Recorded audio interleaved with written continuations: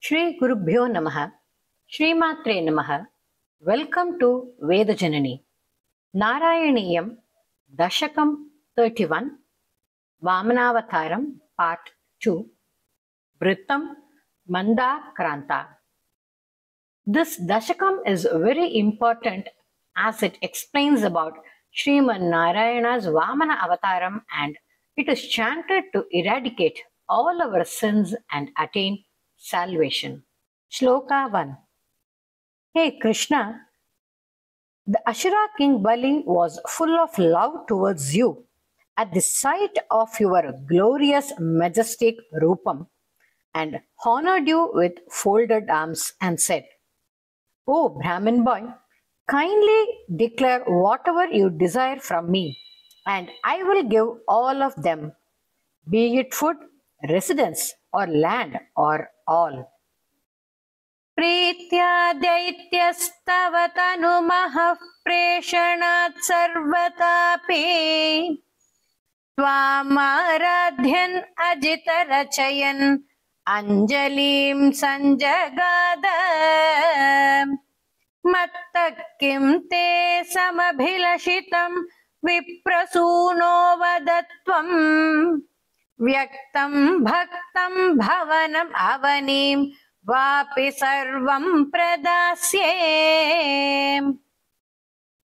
प्रीत्या दैत्यस्तव तनुमहः प्रेक्षणात् सर्वथापि त्वामाराध्यन् अजितरचयन् अञ्जलिं सञ्जगाद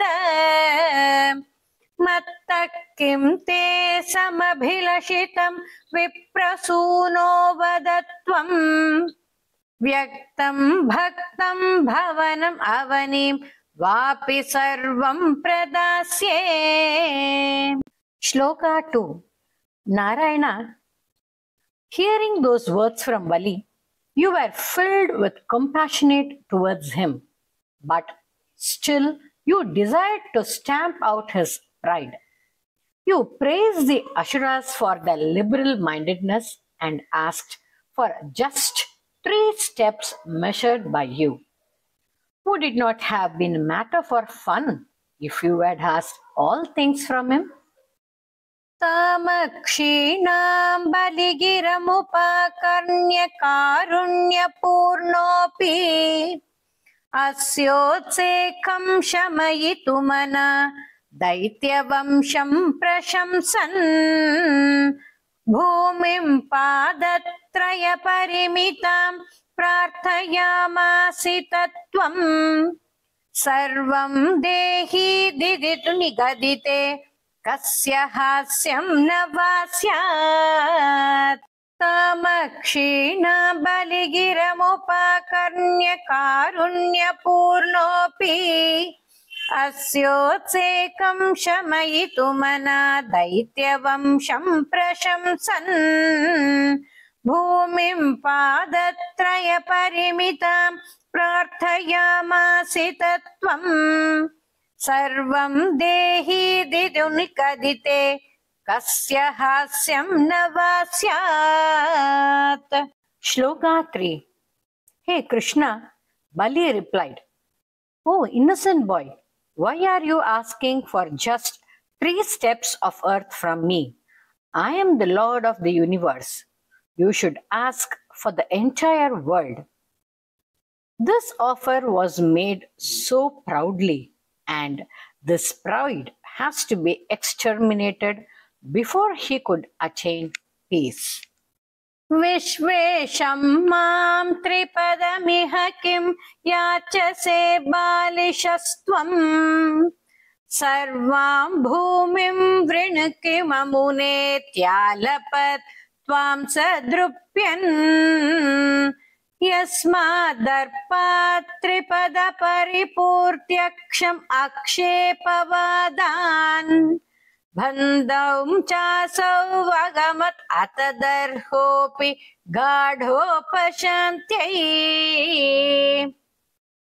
विश्वेशं मां त्रिपदम् इह किं याचसे बालिशस्त्वं सर्वां भूमिं वृणुकि ममुनेत्यालपत् त्वां सतृप्यन् यस्मादर्पात् त्रिपदपरिपूर्त्यक्षमक्षेपवादान् बन्धं चासौ अगमत् अतदर्होऽपि गाढोपशान्त्यै.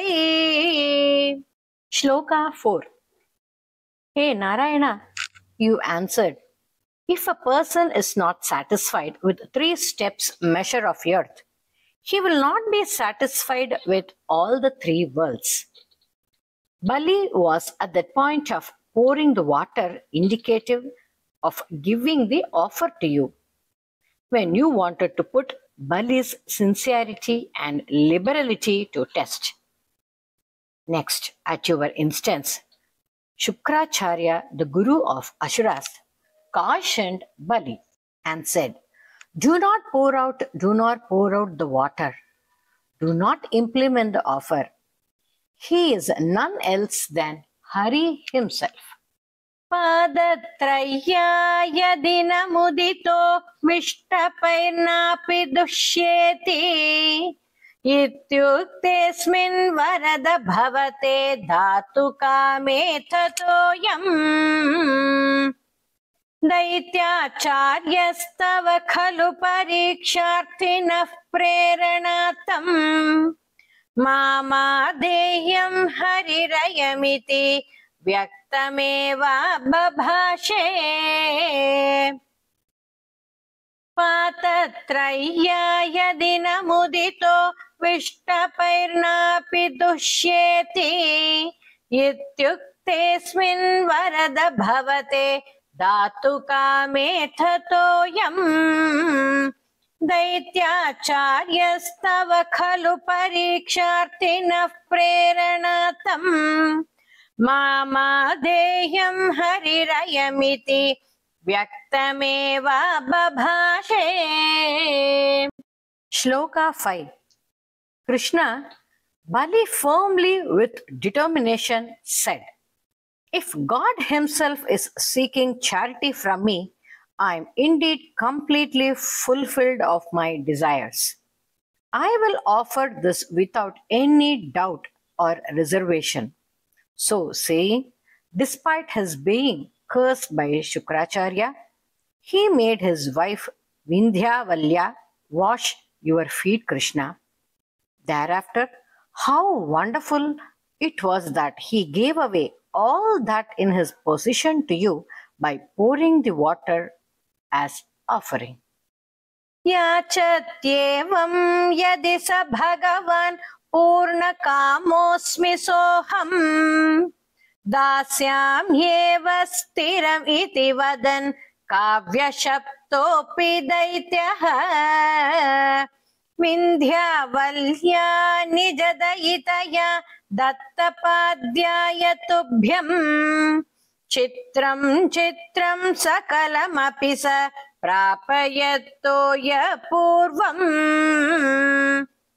Yachat evam yadi sa bhagavan purna kamosmi soham dasyam yeva stiramiti vadan Kavya Shaptopi Daityaha Vindhyavalya Nijadayitaya Dattapadyaya Tubhyam Chitram Chitram Sakalam Sa Prapayattoya Purvam.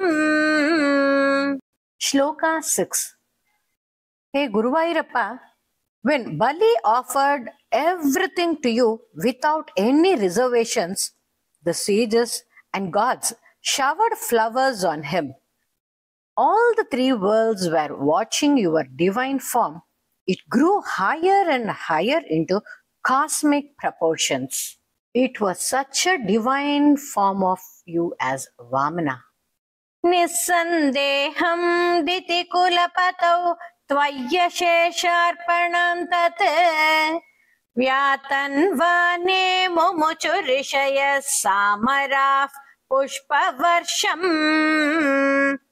Divyam rupam tava cha tadidam पश्यतां विश्वभाजाम् उच्चैरुच्चैरवृधत् अवधीकृत्य विश्वाण्डभाण्डम् निस्सन्देहं दितिकुलपतौ त्वय्यशेषार्पणं तत् व्यातन्वाने मुमुचुऋषयः सामरा पुष्पवर्षम् दिव्यं रूपं तव च तदिदं पश्यतां विश्वभाजाम् उच्चैरुच्चैरवृधदवधीकृत्य विश्वाण्डभाण्डम्. Shloka 7. Hey Krishna, Brahma, who was born of lotus, washed the tip of your feet when you grew into the Satyaloka with water from his Kamandala. And the water was sanctified and became Akasha Ganga and purified the entire three world. All the divine beings like Gandharvas were moving about in the celestial orbits, dancing out of joy. Your devotee Jambavan, Krishna, went around the world beating the drum in celebrations.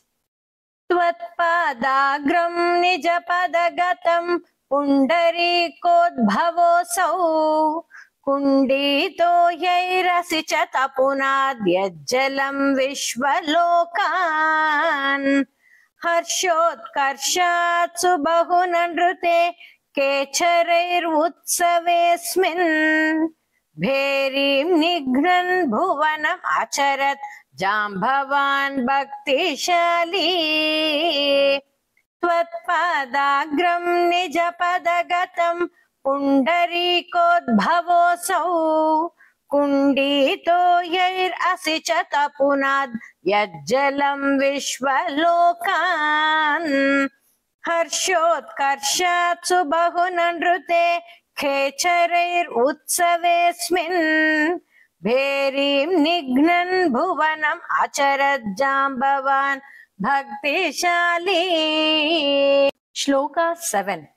Hey Krishna, Brahma, who was born of lotus, washed the tip of your feet when you grew into the Satyaloka with water from his Kamandala. And the water was sanctified and became Akasha Ganga and purified the entire three world. All the divine beings like Gandharvas were moving about in the celestial orbits, dancing out of joy. Your devotee Jambavan, Krishna, went around the world beating the drum in celebrations. Tvatpadagram nijapadagatam pundarikoddhavosau कुण्डीतो यैरसि च तपुनाद्यज्जलं विश्वलोकान् हर्षोत्कर्षात् सुबहुननृते केचरैरुत्सवेऽस्मिन् भेरीं निघ्नन् भुवनम् आचरत् जाम्बवान् भक्तिशाली त्वत्पादाग्रं निजपदगतं पुण्डरीकोद्भवोऽसौ कुण्डीतो यैरसि च तपुनाद् यज्जलं विश्वलोकान् हर्षोत्कर्षात् सुबहुननृते खेचरैरुत्सवेऽस्मिन् भेरीं निघ्नन् भुवनम् आचरत् Jambavan भक्तिशाली. Shloka 9. Hey Vishnumurti, Garuda, your Vahana, tied up Bali when you asked Bali to show the third step measure of earth. As after all, Bali was the lord of the entire universe. Bali, without any hesitation, asked you to place your third step on his own head. Now, Prahlada, grandfather of Bali, arrived there praising you, Krishna. Pashairbadham padagapatina daityamuchairavadihi Tatikam dishamama padam किन्न विश्वेश्वरोऽसि पादं मूर्ध्नि प्रणय भगवन् नित्यकम्पं वदन्तं प्रह्लादस्तं स्वयमुपगतो मानयन् अस्तवीत्वाम् पाशैर्बद्धं पदगपतिना दैत्यमुच्चैरवादिः तार्तीहीकं दिश मम पदं किन्न विश्वेश्वरोऽसि पादं मूर्ध्नि प्रणय भगवन् नित्यकम्पं वदन्तं प्रह्लादस्तं स्वयमुपगतो मानयन्नस्तवीत्वाम्. Shloka 10. Krishna, you told Bali, "Hey Ashura Bali, in order to eradicate your pride completely, all this was done. You are blessed by your many good deeds. You will rule your region Sutala, which will be even superior to heaven. Later, in the next Manvantara, you will become King Indra, and ultimately you will attain union with me." Blessing Bali, hey Krishna, you made the priest complete the great Vishwajit Yajna. Hey Guruvayurappa, please protect me also. दर्पोचित्यै विहितम् अखिलं दैत्यसिद्धोऽसि पुण्यैः लोकस्तेस्तु तृतीव विजयी वासवत्वं च पश्चात् मत्सायुज्यं भज च पुनरित् अन्वगृह्णा बलिं तम् विप्रैः सन्दानितमकवर पाहि वातालयेश दर्पोचित्यै विहितम् अखिलं दैत्यसिद्धोऽसि पुण्यैः लोकस्तेस्तु तृतीव विजयी वासवत्वं च पश्चात् मत्सायुज्यं भज च पुनरित्तन्वगृह्णा बलिं तम् विप्रैः सन्दानितमखवर पाहि वातालयेश. सर्वत्र गोविंद नाम संकीर्तनं Govind Govind. Let's now chant the full Dashakam in a medium speed. प्रीत्या दैत्यस्तव तनुमः प्रेषणात् सर्वदापि त्वामाराध्यन् अजितरचयन् अञ्जलिं सञ्जगाद मत्तः किं ते समभिलषितं विप्रसूनो वद त्वम् व्यक्तं भक्तं भवनमवनिं वापि सर्वं प्रदास्ये तामक्षीणां बलिगिरमुपाकर्ण्य कारुण्यपूर्णोऽपि अस्योत्सेकं शमयितुमना दैत्यवंशं प्रशंसन् भूमिं पादत्रयपरिमितां प्रार्थयामासित त्वम् सर्वं देहीति दिनु निगदिते कस्य हास्यं न वस्यात् विश्वेशं मां त्रिपदमिह किं याचसे बालिशस्त्वं सर्वां भूमिं वृणु किममुनेत्यालपत्वां सदृप्यन् यस्मादर्पात् त्रिपद परिपूर्ध्यक्षमक्षेपवादान् बन्धं चासौ अगमत् अददर्होऽभिगाढोपशान्त्यै पादत्रय्या यदि न मुदितो विष्टपैर्नापि तुष्येति इत्युक्तेऽस्मिन् वरद भवते दातु कामे ततोऽयम् दैत्याचार्यस्तव खलु परीक्षार्थिनः प्रेरणार्थम् मामादेह्यं हरिरयमिति व्यक्तमेव बभाषे याचत्येवं यदि स भगवान् पूर्णकामोऽस्मि सोऽहम् तस्यामेव स्थिरमिति वदन् काव्यशप्तोऽपि दैत्यः विन्ध्यावल्या निजदयितया दत्तपाद्याय तुभ्यम् चित्रं चित्रं सकलमपि स प्रापयत्तोयपूर्वम् निस्सन्देहं दितिकुलपदौ त्वय्यशेर्षार्पणं तत् व्यातन्वाने मुमुचुरिषयः सामराः पुष्पवर्षम् दिव्यं रूपं तव च ददिदं पश्यतां विश्वभाजाम्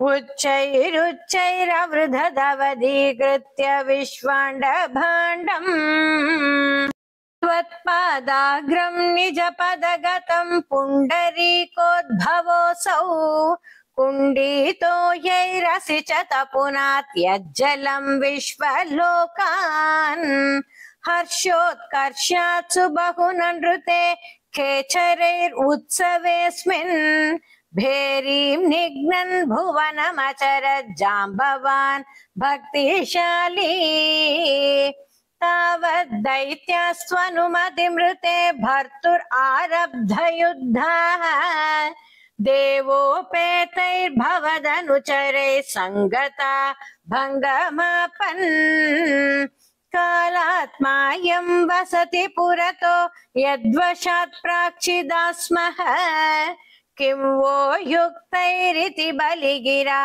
तेऽथ पाताళमापुः पाशैर्बद्धं पदगपतिना दैत्यमुच्चैरवादिः तातीकं दिश मम पदं किन्न विश्वेश्वरोऽसि पादं मूर्ध्नि प्रणय भगवन्नित्यकम्पं वदन्तम् प्रह्लादस्तं स्वयमुपगतो मानयन् अस्तवीत्वाम् दर्पोचित्यै विहितमखिलं दैत्यसिद्धोऽसि पुण्यैः लोकस्ते स्तुत्रितिव विजयी वासवत्वं च पश्चात् मत्सायुज्यं भज च पुनरित्तन्व गृह्णा बलिं तम् विप्रैः सन्तानितमखवर पाहि वातालयेश सर्वत्र गोविंद नाम संकीर्तनम Govind Govind. I request you to subscribe to Veda Janani and hit a like and share with your family and friends.